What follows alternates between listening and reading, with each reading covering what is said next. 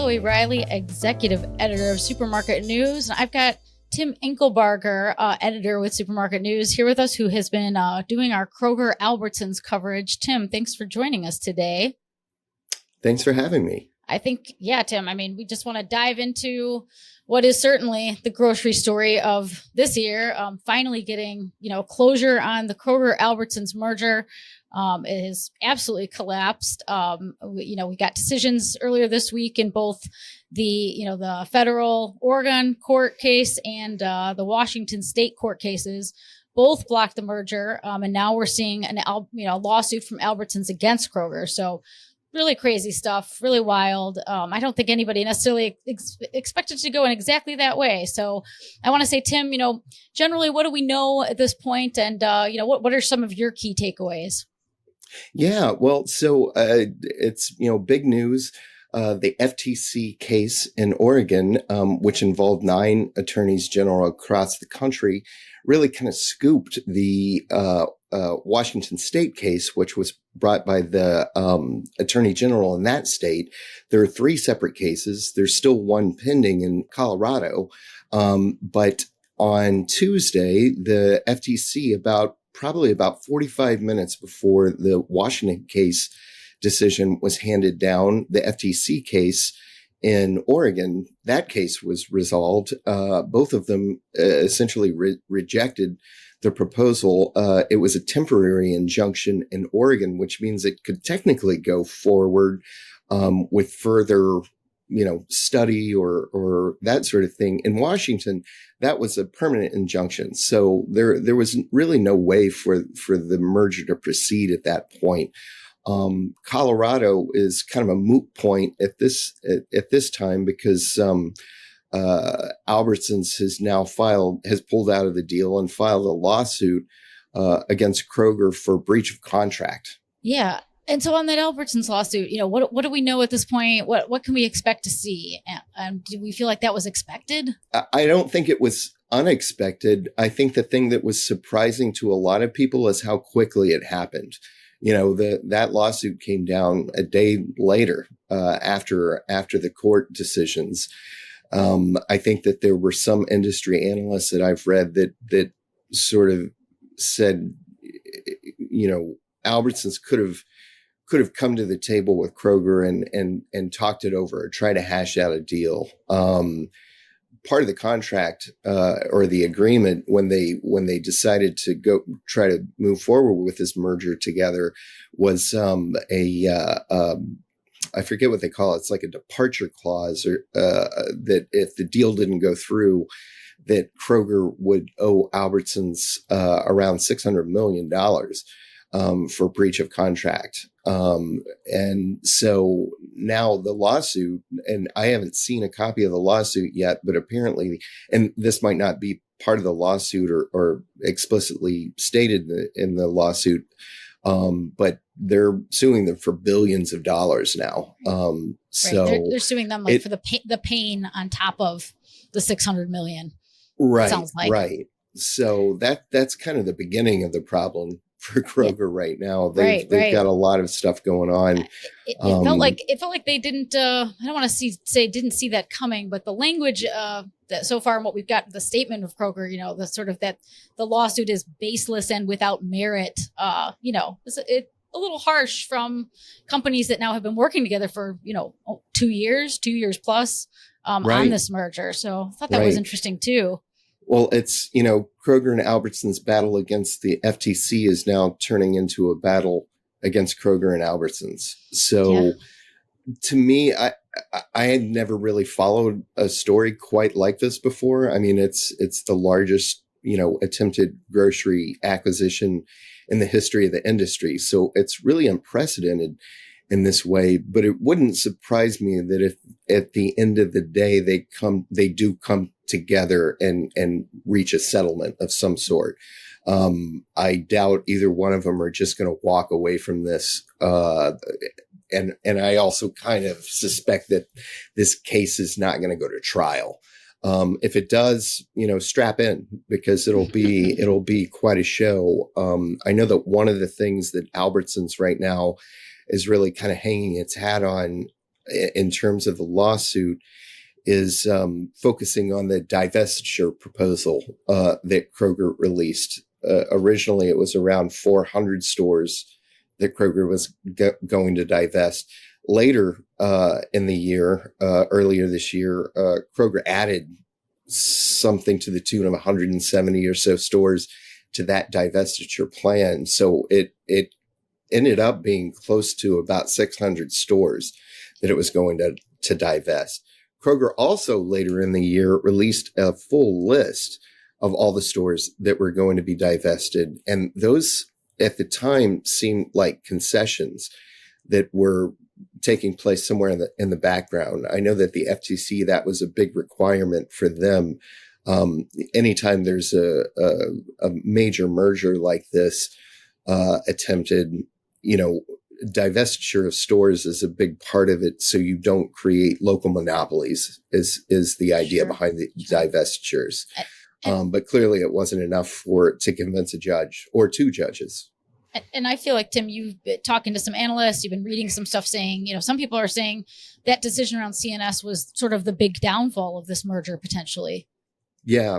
Well, and it's one of those things where I think C&S, the decision to divest to C&S, and for anyone who doesn't know, C&S is primarily a supplier. It does run a couple of dozen grocery stores under the Piggly Wiggly brand, and there's another one that they operate under. But by and large, they are a supplier of groceries to companies. And so I remember at one point speaking to somebody earlier this year, and sort of an industry analyst who suggested that it was kind of a genius move on Kroger's part to sort of create a competitor. They weren't divesting to stores or to chains that already existed, and not in any kind of serious way. So, I think if they had said, we're going to divest these stores to Aldi, or we're going to divest these stores to Amazon or somebody else, that might have been a little bit more feasible in terms of the court's position on all of this. But with C&S, what they did is they essentially created a competitor, and they said, we're going to work with C&S for the next few years to help them get up to speed to run these stores. Right. I heard folks say, hey, that's a brilliant move. Well, clearly it wasn't, because the court didn't buy it. Right, so, right.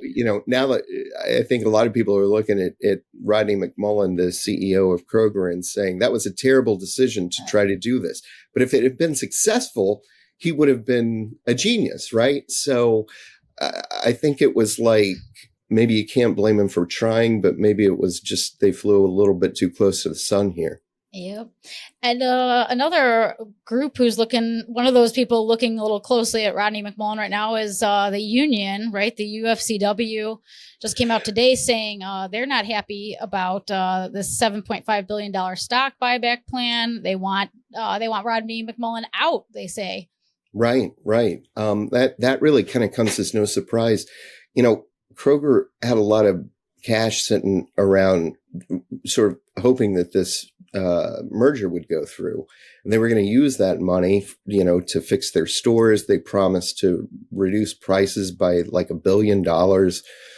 They had all these plans, so that's what they were going to do with that money. And now they're talking about doing a stock buyback. Unions are not happy with this. The UFCW represents Kroger workers in states across the country, and a number of local UFCW locals came out today and put out press releases basically calling for Rodney McMullen to step down as the chairman and CEO of Kroger, and to, instead of doing a big stock buyback for its investors, which would essentially be a handout to them, that they should move forward with their plan to invest that money into the stores and to wages and to lowering prices and so forth.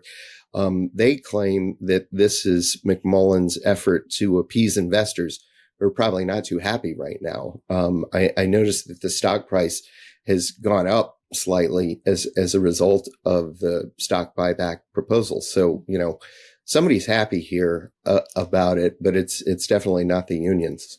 Somebody's getting theirs. Yeah, yeah. Well, Tim, where do we feel like, where's this heading next? You know, we're about to go into the holidays, but what should we be looking out for, you know, in 2025 on this? That's that's a good question. It's been a roller coaster here, and we, as you know, have written dozens and dozens of stories about this over the course of the last year. It might. I think it's more like hundreds and hundreds, Tim, as you know. Right. It's been quite a slog. It's like that old saying, every time I try to get out, they pull me back in, right? I think we'll be continuing to write about this as time goes on. A lot of it, I really think, depends on whether or not they come to an agreement, or if this gets dragged out in court. If it does, the lawsuit of Albertsons against Kroger trying to get, these billions of dollars back, that could drag out for quite a while as well. I don't think Kroger or Albertsons want that.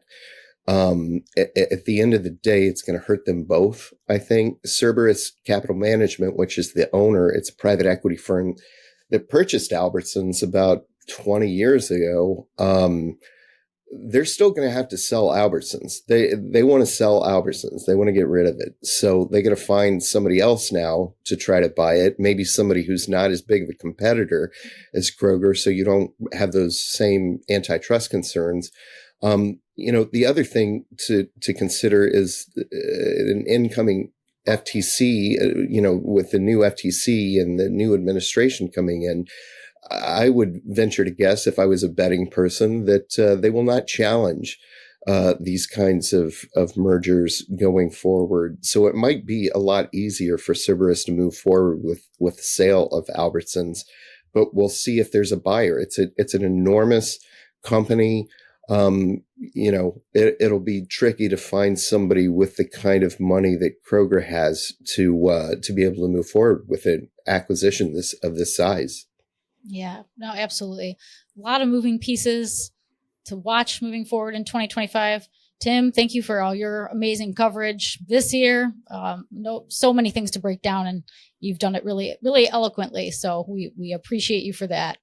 Yeah, no, thank you too. And I'm just excited to see what happens next. I get up every day and I look to see what's happening with Kroger, and it's, most days there's something new on the roster. So I think that they're going to continue. I think that the world is going to keep spinning, and everybody's going to continue to be able to, have their groceries but it's just a matter of how much this is going to hurt both of these companies. And I think they're both going to come out a little bit bruised from this. Yeah, no, it really does seem like that. Well, great. Well, Tim, we'll be tuning back in with you, I'm sure. And for everybody who's listening right now, be sure to go to supermarketnews.com and follow us in the coming weeks and months for more coverage on Kroger and Albertsons and how this is going to shake out. Thanks, Tim, and thanks, everybody. Take care. Thanks.